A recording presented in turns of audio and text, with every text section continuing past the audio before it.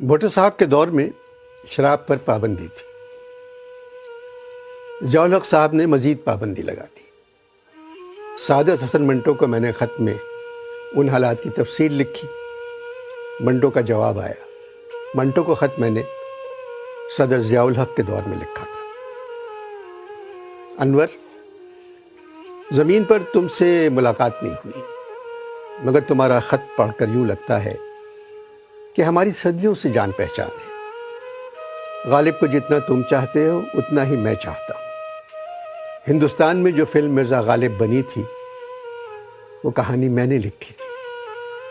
سریا مجھے پسند تھی، مگر مجھے معلوم نہیں تھا بھارت بھوشن مرزا غالب کا کردار ادا کریں گے۔ تمہیں پاکستان سے محبت ہے، مجھے بھی پاکستان سے محبت تھی۔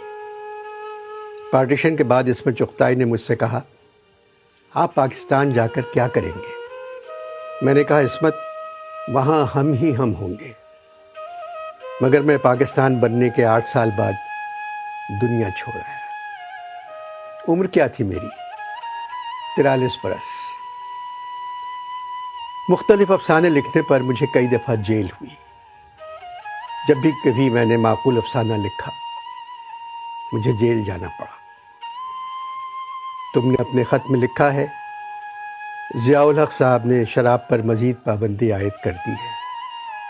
پاکستان میں اگر 2 لاکھ انسان شراب پیتے تھے تو دیکھنا پابندی لگنے کے بعد 2 کروڑ انسان شراب پیئیں گے۔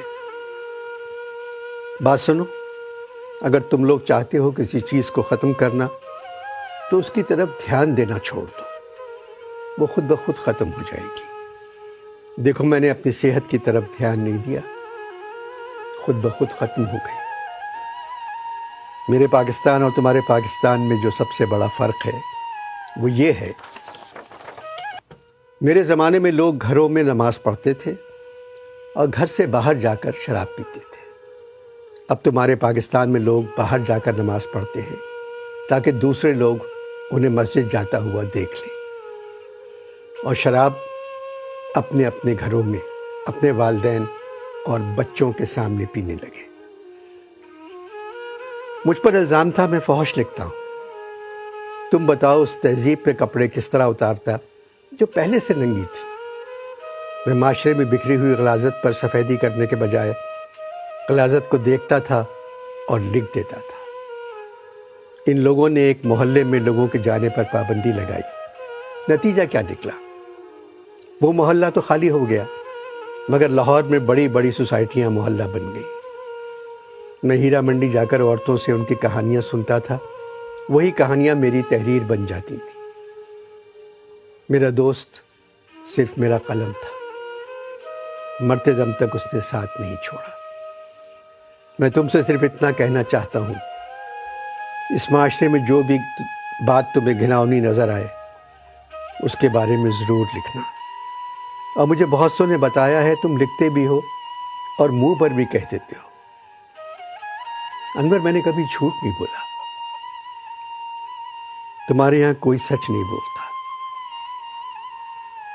طوائفوں سے میری دوستی صرف اس لیے تھی کہ وہ سچ بولتی تھی، جو کچھ ان پہ گزرتی تھی وہ بیان کر دیتی تھی۔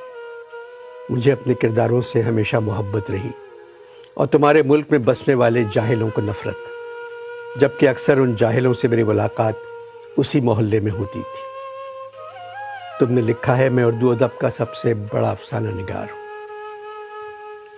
مجھے صرف ایک بات کی خوشی ہے، جس دن میرا انتقال ہوا اس دن تعزیت کرنے والوں کا ہجوم میرے گھر پہ نہیں تھا۔ یہی سچے اور بڑے ادیب کی پہچان ہے، سچ پر مرنے والا تمہارا منٹو۔